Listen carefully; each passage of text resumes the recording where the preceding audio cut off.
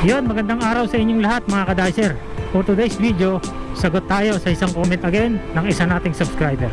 Sir, kapag po ba nag-intro, kinabukasan ay pwede nang magsimula? Yan po ang tanong ng isa nating subscriber. Una sa lahat mga ka-dicer, kapag ka po ikaw ay mag-i-intro, i-check mo po yung nilalaman ng intro letter.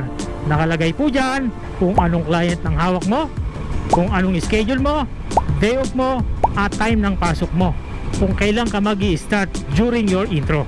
Lagi mo po yang i-check ka-dicer, ano?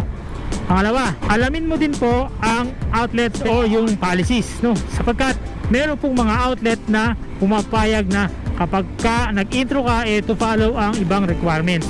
Meron namang ibang supermarket na napakahigpit na kailangan mo complete requirements bago ka magsimula.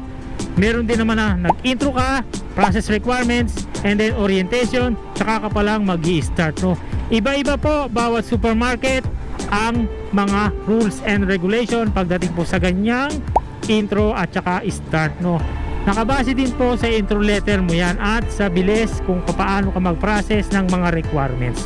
Okay? O kung ang outlet mo ay mga key accounts, more or less mga magre-requirements ka muna dyan bago ka makapag-start.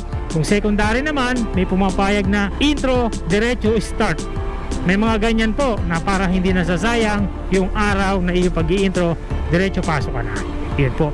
Pero pinakamaganda po sa lahat, lalong-lalo na kung ikaw po ay baguhang merchandiser, maganda po niyan, tanungin mo ang yung coordinator kung makapag-intro ka na. May orientation yan. Bukod yung orientation sa tindahan, may orientation din ang iyong sariling agency or coordinator sa mga rules and regulation or policy ng agency. So ganyan lang po kasimple.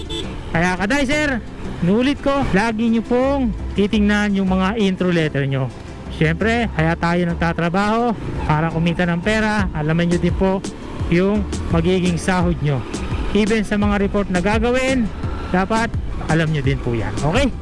So siguro sa maikling vlog na ito ay naalaman mo or naipaalam ko sa iyo, ay sana nakatulong sa iyo. Okay? Yun lamang at maraming salamat. Ako po muli ang inyong lingkod, Erwin Regalo. Palagi nagsasabi ng kasabihan, mabuhay ang lahat ng merchandiser. Peace!